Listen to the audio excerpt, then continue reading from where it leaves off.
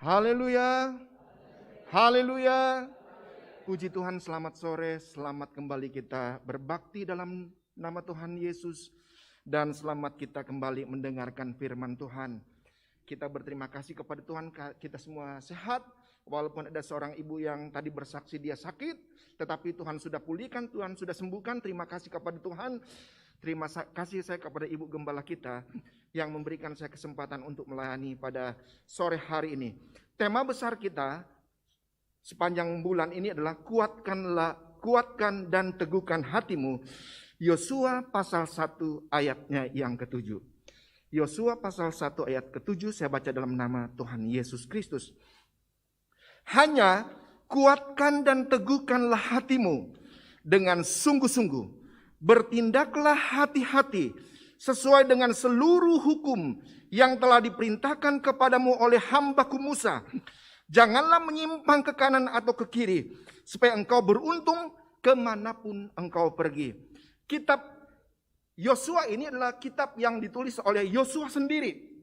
Sedangkan kitab Yosua adalah kelanjutan dari 5 kitab yang dituliskan oleh Nabi Musa. Kejadian, Keluaran, Imamat, Bilangan, Ulangan, dan Yosua.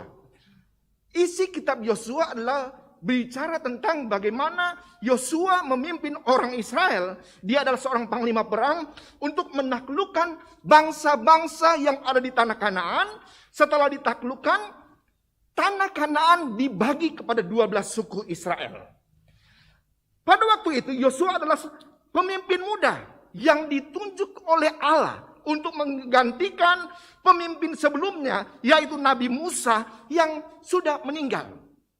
Sebagai pemimpin yang masih muda, bukan hal yang gampang bagi Yosua untuk memimpin serombongan bangsa Israel yang kira-kira berjumlah 2 juta sampai 3 juta umat untuk masuk ke tanah Kanaan. Hal ini bukan hal yang gampang loh.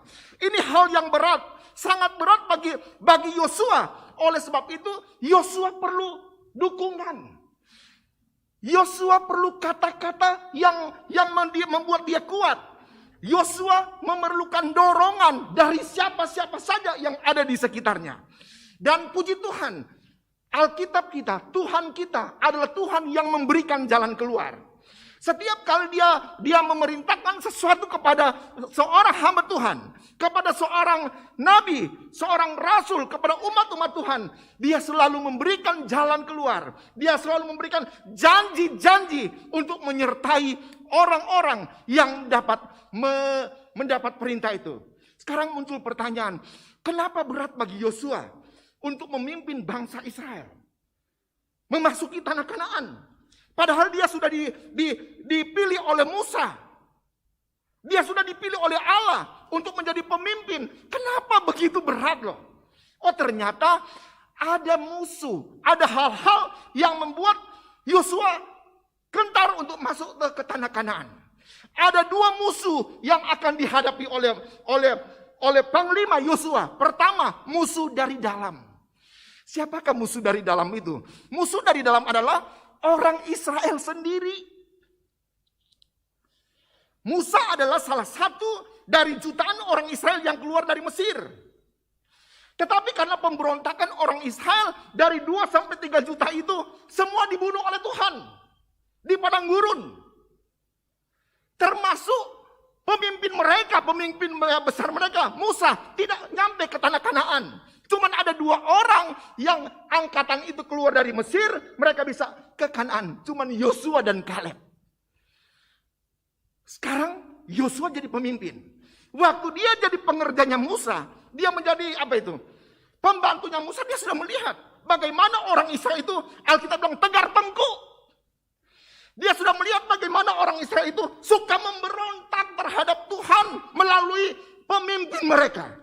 Itulah salah satu yang membuat panglima Yosua gentar hatinya. Ada musuh dari dalam, yaitu bangsa Israel yang Alkitab bilang mereka tegar tengkuk. Apa itu tegar tengkuk? Tidak taat, tidak setia. Apa itu tegar tengkuk? Pemberontak. Di dalam Keluaran 32 Diceritakan di sana Tuhan memanggil Musa loh. Untuk apa? Naik ke Gunung Sinai. Tuhan akan memberikan 10 hukum Allah kepada Musa di Gunung Sinai. Beberapa hari Musa ada di gunung Tuhan. Dia bertemu dengan Tuhan. Orang Israel yang ada di bawah mulai tunggu, mulai bilang begini. Musa yang menjadi pemimpin kita tidak turun-turun. Di mana dia? Dia sudah pimpin kita keluar dari Mesir. Sekarang dia tidak ada. Tidak ada dia. Gini aja, ayo kita bikin lembu yang terbuat dari emas. Dan kita akan sembah lembu itu. Dikumpulkanlah segala macam emas dari orang Israel. Anting-anting semua. Dibikinlah lembu. Anak lembu yang dibuat dari emas oleh Harun. Kemudian mereka menyembah anak lembu emas itu. Tegar tengkuk loh. Ditinggalkan sedikit oleh pemimpin. Mereka beralih. Mereka marah. Mereka memberontak. Mereka tidak percaya mana itu pemimpin kita. Ganti pemimpin. Ganti penyembahan. Yang penyembahan awalnya mereka menyembah Allah yang di surga. Sekarang mereka bikin ilah lain. Bikin patung untuk disembah. Dan mereka mempersembahkan korban di situ. Ini adalah kejijikan bagi Tuhan. Jangan menyembah patung. Jangan bikin ilah. Serupa dengan Allah pun Tuhan marah. Sekarang ada banyak berhala-berhala di sekitar kita. Kita memang tidak datang di patung, bikin patung di rumah, taruh patung, kita sembah-sembah. Tidak seperti itu. Tetapi pekerjaan menjadi berhala. Ya, udah tahu kebaktian hari Rabu. Sudah tahu kebaktian hari Minggu. Kerjaan jadi berhala. Hari Minggu yang lalu ada satu ibu yang rajin ke gereja. Tiba-tiba dia bawa satu teman perempuan. Belum pernah ke gereja. Saya bilang begini, tante ini siapa? Baru kali ini datang. Iya, baru kali ini dia datang. Kenapa baru kali ini? Dia sibuk hari Minggu. Saya lihat dari ujung kaki sampai ujung rambut. Tidak ada ciri-ciri orang sibuk. Saya lihat dia pasti tidak punya 2 toko. Dia tidak punya pekerjaan yang hebat. Pasti sibuk nonton sinetron kali. Masa cuma hari Minggu sore kebaktian nggak datang bertahun-tahun. Oh, saya mama mertuanya. Dia sibuk banget. Dari potongan, dari modelnya bukan orang sibuk. Sibuk sinetron kali. Pekerjaan menjadi berhala loh. Apalagi yang menjadi berhala? Anak jadi berhala. Contoh, waktu dulu belum dapat anak, berdoa. Suruh Om Yoyo tumpang tangan perutnya. Dapat anak, hamil, dapat anak. Setelah dapat anak, nggak ke gereja-gereja. Kemana? Jaga anak. Anak dijadikan berhala. Anak menjadi penghalang untuk ketemu dengan Tuhan. Mana lebih nomor 1, Tuhan atau anak? Padahal di rumah ada pembantu. Padahal di rumah anak mama mertuanya juga nggak ke gereja. Sekarang anak jadi berhala, jadi alasan untuk ketemu dengan Tuhan. Tuhan marah kepada orang Israel. Waktu mereka memberontak, membuat patung dari anak lembu emas dan disembah. Kedua, orang Israel itu memberontak. Dalam Keluaran 17 dikatakan di satu tempat yang namanya Masa dan Meriba. Di sana tidak ada air. Dan orang Israel memberontak. Mereka bilang, Musa, kenapa kamu bawa kami di tempat ini? Kami akan mati. Tidak ada air. Mereka marah sama mereka Musa. Mereka mau melempari Musa dengan batu. Ini karakter orang Israel. Tegar tengkuk. Melawan pimpinan. Melawan hamba Tuhan. Dan yang ada lagi, Bilangan 16. Ada Bani Korah, kita bacalah. Cerita ini bagus sekali. Bilangan pasal 16.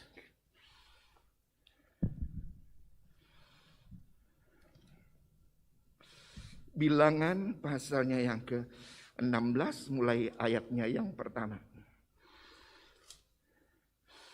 Korah bin Yisar bin Kehat bin Lewi beserta Datan dan Abiram, anak-anak Eliab, dan On bin Pelet, ketiganya anak Ruben, orang Ruben, mengajak orang-orang untuk memberontak melawan Musa beserta 250 orang Israel. Pemimpin-pemimpin umat itu, yaitu orang-orang yang dipilih oleh rapat, semuanya orang-orang yang kenamaan. Datan, Abiram, kumpul orang-orang, 250 orang. Orang-orang ini bukan orang sembarangan loh. Orang-orang yang sudah dipilih menjadi pemimpin Israel. Dan orang-orang itu diajak oleh Datan, Abiram untuk apa? Memberontak terhadap Musa. Datan, Abiram itu, Bani Korah adalah orang yang berpengaruh di Israel. Status seseorang, kedudukan seseorang bisa mempengaruhi orang untuk berbuat kesalahan. Status seseorang bisa mempengaruhi orang lain untuk apa? Untuk menjadi pemberontak. Sama seperti Datan, Abiram. Mereka adalah tokoh-tokoh Israel. Dan mereka mempergunakan ketokohan mereka. Mempergunakan jabatan mereka. Untuk apa? Mempengaruhi 250 orang. Memberontak terhadap Musa. Hati-hati dengan jabatan. Kalau jabatan dipergunakan untuk hal yang baik, puji Tuhan. Tetapi kalau jabatan dipergunakan untuk hal-hal yang tidak baik, aduh, karena dia berpengaruh, dia bisa ajak orang kan? Seseorang yang punya pengaruh, punya power, punya duit, punya kedudukan, dia bisa pengaruhi orang untuk menjadi pengikutnya. Ini bahaya. Dijadikan pengikut untuk apa? Memberontak. Dan Tuhan marah. Musa bilang, kumpul semua itu. 250 orang. Kalau memang Tuhan ada di pihak saya, buka itu tanah. Tiba-tiba itu tanah terbelah. 250 orang itu ditelan hidup-hidup oleh bumi. Mati loh. Inilah yang membuat Yosua agak keder. Ada takut untuk masuk ke Kanaan. Kenapa? Yang dia pimpin itu tegar tengkuk loh. Saudara, hari Minggu yang lalu hamba Tuhan Pendeta Revi bilang bahwa pada waktu gembala kita meninggal dipanggil oleh Tuhan, penggembalaan dilanjutkan oleh Tante Melani. Dan agak berat. Agak berat. Karena belum ada persiapan. Tetapi oleh kemurahan Tuhan, dari hari ke hari, bulan ke bulan, Tuhan menolong. Tuhan campur tangan. Kalau sampai hari ini ada, kalau sampai hari berdiri, kemurahan Tuhan. Tetapi ada apa? Berat kepada waktu pergantian pemimpin. Dan hal ini pula dialami oleh apa? Oleh Yosua. Dengan siapa? Dengan orang Israel menjadi musuh. Musuh apa? Dari dalam. Sekarang setelah ada musuh dari dalam orang Israel, ada lagi musuh dari luar. Siapa itu musuh dari luar? Oh, ternyata musuh dari luar adalah bangsa-bangsa yang tinggal di tanah Kanaan. Mari kita baca Ulangan 7 ayat 1 sampai 2.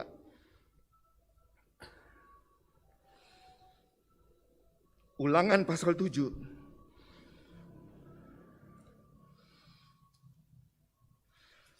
Ayat 1 sampai 2. Apabila Tuhan Allahmu telah membawa engkau ke dalam negeri, kemana engkau masuk untuk mendudukinya, dan ia telah menghalau banyak bangsa dari depanmu, yakni orang Het, orang Gergasi, orang Amori, orang Kanaan, orang Feris, orang Hewi, dan orang Yebus. 7 bangsa yang lebih banyak dan lebih kuat daripadamu. Ternyata di tanah Kanaan ada musuh, ada 7 bangsa. Yang Alkitab sendiri bilang, Musa sendiri bilang, mereka lebih banyak dan mereka lebih kuat. Jujur-jujur aja kalau misalnya perang.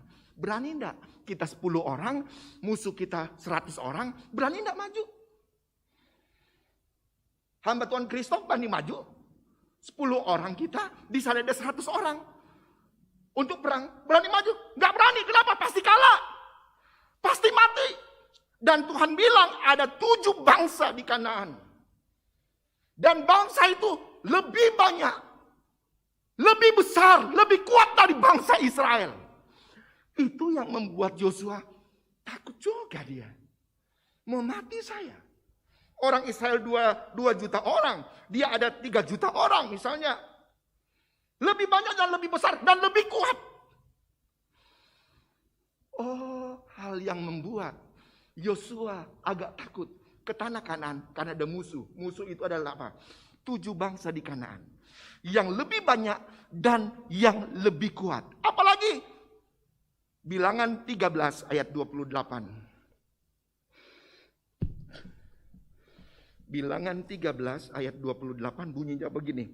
Hanya bangsa yang diam di negeri itu kuat-kuat dan kotanya berkubu dan sangat besar. Juga keturunan Enak telah kami lihat di sana. Orang Amalek diam di tanah Negeb. Orang Het, orang Yebus, dan orang Amori diam di pegunungan. Orang Kanaan diam di sepanjang laut dan sepanjang tepi sungai Yordan. Kemudian dia bilang begini.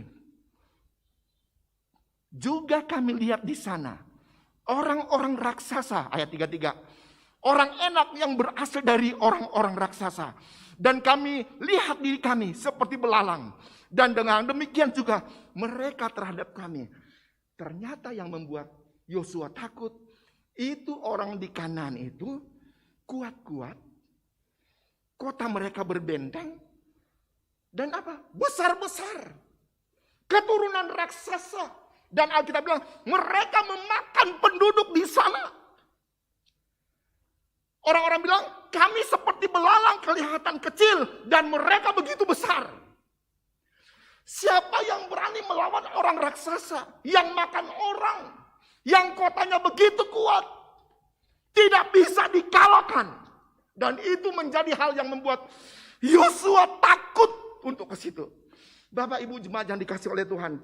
Dari ini, dari musuh orang Israel, dari musuh orang Kanaan, Yosua takut. Dia perlu dukungan. Dia perlu apa? Sokongan. Yosua perlu Tuhan.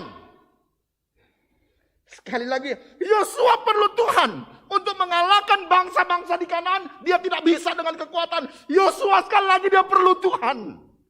Dan ingat apa yang terjadi waktu Yosua sudah ada di Kanaan. Di dalam Yosua pasal 7. Dikisahkan di sana ada satu kota yang namanya kota apa? Kota Yeriko. Punya benteng yang kuat. Punya apa itu? Tembok yang tinggi. Tetapi bisa dihancurkan. Bisa dilululantakkan oleh Yosua dengan apa? Cuma dengan sorak-sorai. Kalau bukan Tuhan tidak mungkin ada kemenangan dari Yosua. Kalau bukan dari Tuhan, Yeriko tidak mungkin dihancurkan. Yosua perlu Tuhan. Yosua perlu umat-umat yang berani. Jemaat yang dikasih oleh Tuhan. Bangsa yang besar, bangsa yang kuat, yang memakan manusia dengan kota yang begitu kuat tidak mungkin dikalahkan. Tetapi oleh Tuhan, Yosua bisa mengalahkan bangsa-bangsa itu. Oleh sebab itu muncullah ayat-ayat ini. Jangan takut. Kuatkanlah hatimu. Jemaat yang dikasih oleh Tuhan. Kondisi Musa membuat dia perlu dukungan. Saudara, kita perlu mendukung pemimpin kita. Pemimpin rohani kita di tempat ini, Tante Melani. Perlu dukungan tuh. Dan ternyata Yosua betul-betul mendapat dukungan. Dukungan pertama dari siapa? Dari Allah. Yang mendukung Yosua itu bukan sembarang, dari Allah loh. Dalam Yosua pasal 1, ayat 6, ayat 7, dan ayat 9, ada 3 kali Allah berfirman, kuatkanlah dan teguhkanlah hatimu. Ini Tuhan yang bilang langsung. Firman Tuhan langsung kepada Yosua. Kuatkanlah dan teguhkanlah hatimu. Saudara jemaat yang dikasih oleh Tuhan. Sekarang ini mungkin ada jemaat, ada anak Tuhan yang sedang lemah iman. Sedang lemah karena ada permasalahan di hidup yang berat. Ada yang sakit berat. Sudah tidak tahu mau berbuat apa. Tetapi ingat, firman Tuhan datang kepada Yosua. Kuatkanlah dan teguhkanlah hatimu. Amin. Kuatkanlah dan teguhkanlah hatimu. Ada 3 kali Allah berfirman kepada Yosua. Kuatkanlah dan teguhkanlah hatimu. 3 kali loh dari Allah loh. Allah menyokong. Allah memberikan semangat kepada Yosua. Yang kedua yang memberikan semangat kepada Yosua adalah Musa. Senior. Ulangan 31 ayat 6. Ulangan 31 ayat 6.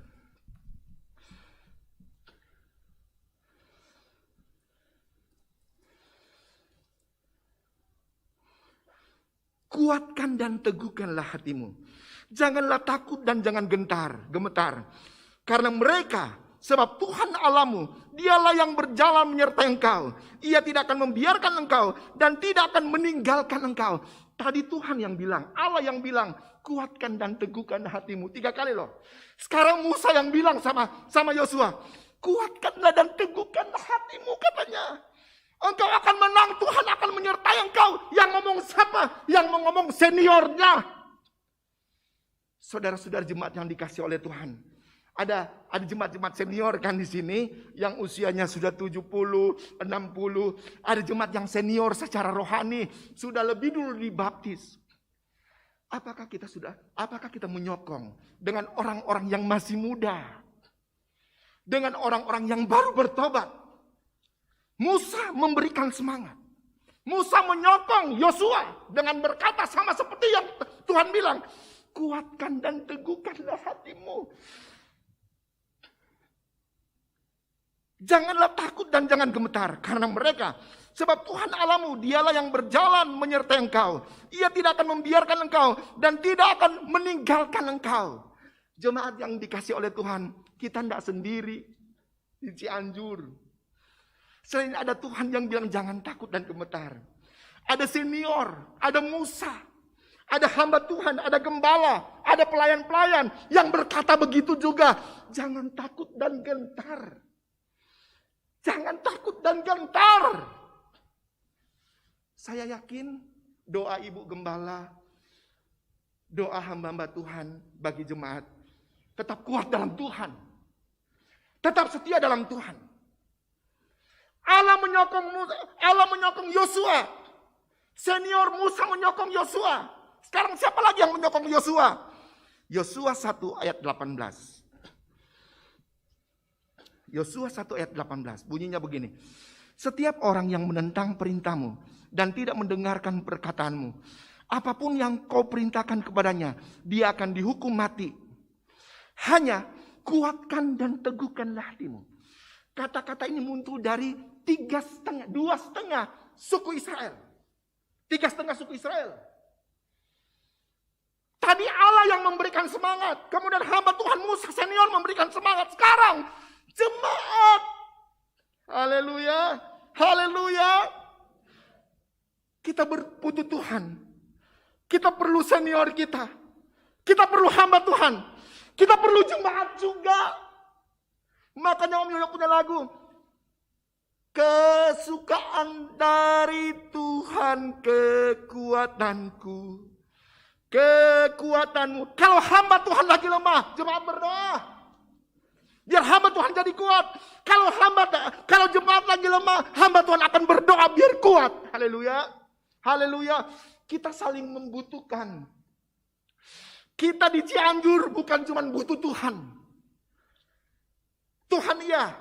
Di Cianjur kita bukan cuma butuh hamba Tuhan. Iya memang kita butuh. Tetapi kita perlu juga teman, jemaat. Untuk mendoakan kita. Siapa yang mau mendoakan kita kalau bukan teman-teman gereja kita? Apakah kalau kita punya masalah kita akan datang kepada orang yang tidak kenal Tuhan? Apakah kita akan datang saudara kita yang tidak ke gereja? Dan kita minta doa sama dia? Enggak. Kita akan datang kepada Allah yang di surga. Kita akan datang kepada hamba Tuhan. Dan kita akan minta dukungan doa. Dari siapa? Jemaat. Haleluya. Jemaat harus baku-baku sayang. Jemaat harus saling mengasihi. Jemaat harus saling menopang. Satu dengan yang lain. Saling mensupport. Sama seperti Allah mensupport Yosua. Hamba Tuhan mensupport Yosua. Jemaat mensupport Yosua. Jemaat di sini pun mari kita support. Satu dengan yang lain. Haleluya, haleluya. Ayub pasal 7 ayat 1 berkata begini. Manusia hidupnya itu seperti orang perang. Bahasa aslinya. Seperti orang perang. Seperti tentara yang siap sedia. Setiap saat bisa perang. Dan ingat, jemaat GPD Cianjur. Di Cianjur kita adalah orang perang. Haleluya. Yang setiap saat harus siap perang. Kalau kita tidak siap perang, kita bisa kalah. Sekali lagi jemaat GPD Cianjur, kita orang perang. Kita harus berperang dan kita harus menang. Haleluya. Kita bukan pecundang. Harus perang dan harus menang. Kita sedang berperang dengan apa? Dengan ekonomi mungkin. Toko kita, warung kita kurang lancar sekarang. Kita sedang berperang untuk itu. Kita sedang berdoa. Kita sedang berusaha supaya usaha kita berjalan dengan lancar. Yang guru, yang pegawai negeri sedang berperang dengan pekerjaanmu. Semua sedang berperang. Ada yang sedang berperang dengan penyakit. Kita orang perang, tetapi kita harus menang. Jangan jadi orang yang kalah. Ada tembok yang menghalangi kita. Ada raksasa-raksasa di depan kita loh, yang menghancurkan hidup kita. Kita harus kalahkan raksasa-raksasa itu. Sama seperti Yosua mengalahkan raksasa-raksasa yang ada di Kanaan. Raksasa besar-besar loh. Raksasa ini mengancam kita. Yang bisa membuat kita mati. Tetapi kalau Yosua bisa mengalahkan orang-orang keturunan raksasa, saya percaya raksasa-raksasa percobaan, raksasa-raksasa penyakit, raksasa-raksasa masalah akan kita hancurkan itu. Kenapa? Kita orang perang. Haleluya. Roma 8 ayat 31 begini. Kalau Allah di pihak kita, kalau Allah di pihak kita, siapakah lawan kita? Tidak ada lawan kita. Semua akan kita kalahkan. Termasuk raksasa-raksasa itu. Kalau Allah ada di pihak kita. Sekarang jemaat GPD Cianjur ada di pihak mana? Halo? Ada di pihak mana? Ada di pihak Allah atau di pihak egois sendiri? Ini kan sudah mau Natal, di mana-mana ribut Natal yolah. Di mana-mana ribut Natal, sumbangan berjalan dengan lancar kemana-mana. Tetapi ingat, biasanya habis hari Natal berantem panitia. Itu kayaknya sudah satu kebudayaan di gereja loh. Nanti Natal, panitia ini, panitia itu. Kumpul dana, semua terkumpul, berlimpah. Tetapi ujung-ujungnya selesai Natal, berantem panitia. Bukan seperti itu. Mari kita saling menyokong. Saling menopang satu dengan yang lain.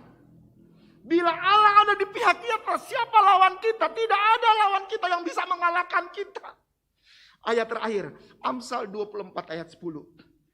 Amsal 24 ayat 10 berkata begini. Bila engkau tawar hati pada masa kesesakan, maka kecillah kekuatanmu.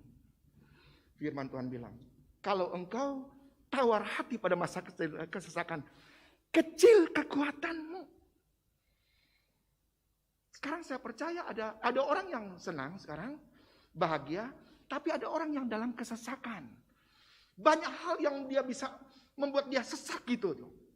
Tetapi walaupun dalam kesesakan, jangan tinggalkan Tuhan. Jangan undur dari Tuhan. Jangan memberontak dari Tuhan. Maju terus, kata Tuhan. Kalau engkau kecil, kalau engkau katanya tawar hati pada masa kesesakan, dia bilang, kecillah kekuatanmu. Walaupun susah, tetap iring Tuhan. Walaupun ada penderitaan, saya yakin kekristenan di Cianjur itu sangat baik. Tidak seperti di tempat lain.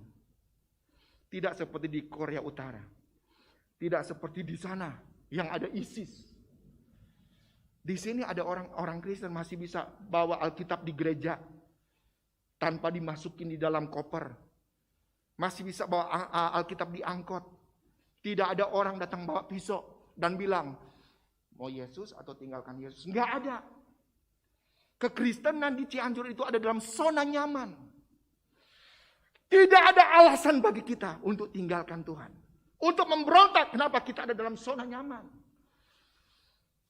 Saya baca dalam satu kesaksian, ada beberapa orang dari Mesir, orang-orang pintar, sarjana-sarjana, mereka ke Yordania, tapi mereka ditangkap oleh ISIS. Mungkin ada 16 orang, dan mereka dibunuh.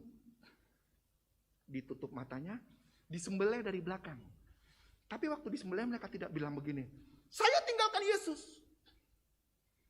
Saya tinggalkan, enggak, mati mereka. Mati tetap sebagai pengikut Yesus, di Cianjur kan enggak ada. Tidak ada alasan untuk memberontak sama Tuhan. Tidak ada alasan untuk meninggalkan kebaktian. Tidak ada alasan untuk meninggalkan gereja. Tidak ada alasan untuk off dulu di gereja. Off dulu dari kaum pria. Off dulu dari kaum muda. Nanti Tuhan kirim ISIS loh di Cianjur. Baru tahu rasa. Sekarang kita aman. Puji Tuhan. Kita bisa pergunakan itu dengan baik. Untuk apa?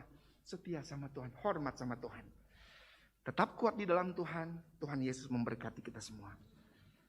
Kita akan nyanyikan pujian. Pujiannya Om Yoyo. Yesus kekuatanku.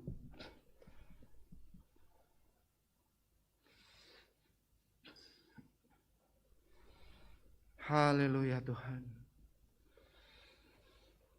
Glory, glory, glory. Amin. Haleluya.